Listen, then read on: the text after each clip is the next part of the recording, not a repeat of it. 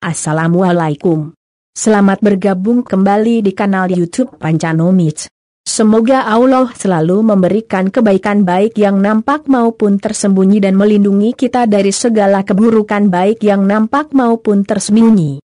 Topik kita kali ini membahas seputar monopoli bisnis yang dilakukan Gojek dan sejenisnya.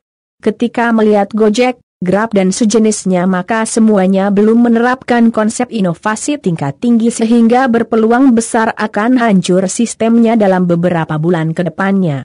Contoh nyata yang bisa dilihat dari konsep inovasi Gojek yang merupakan baru inovasi tingkat ketiga, kami akan terus berkarya untuk memperbaiki layanan kami untuk senantiasa memberikan kemudahan bagi seluruh pengguna dilansir dari gojek.com.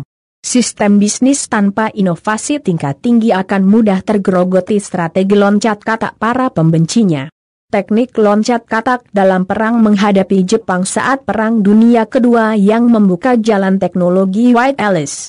Apa itu strategi lompat katak?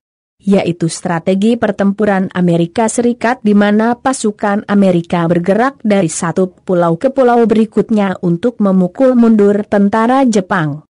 Konsep ini bisa juga digunakan sebagai strategi bisnis online, yang namanya strategi maka tergantung subjek yang akan menggunakannya, apakah digunakan untuk kebaikan atau kejahatan.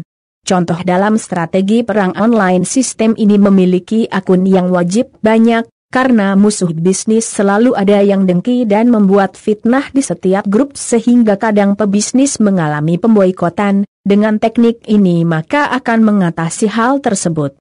Contoh yang selanjutnya teknik ini sangat berbahaya pada perusahaan besar yang mungkin sedang terlalu hemat bahkan pelit untuk memusnahkan perusahaan tersebut secara bertahap namun pasti.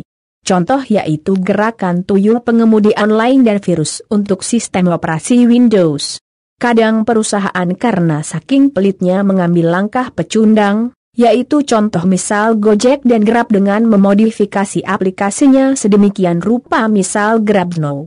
Justru hal ini salah, karena sebagai perusahaan besar seharusnya mengambil langkah inovatif yang lebih besar. Dengan teknik loncat katak para pemegang kendali tuyul yang banyak terorganisir secara apik sebagai catatan grup Telegram saja hampir 1 juta member, maka sudah cukup untuk menggerogoti eksistensi dua raksasa perusahaan tersebut. Karena itu tidak sembarang inovasi yang dapat membuat perusahaan bertahan lama.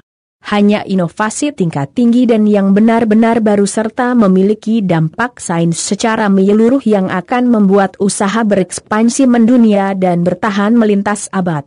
Dikutip dari Paul Bulcke, C. Honest, dalam lingkungan yang sulit, kita terus membangun kemampuan dan posisi kita untuk masa depan sementara mempertahankan pertumbuhan yang kuat di seluruh daerah dan kategori.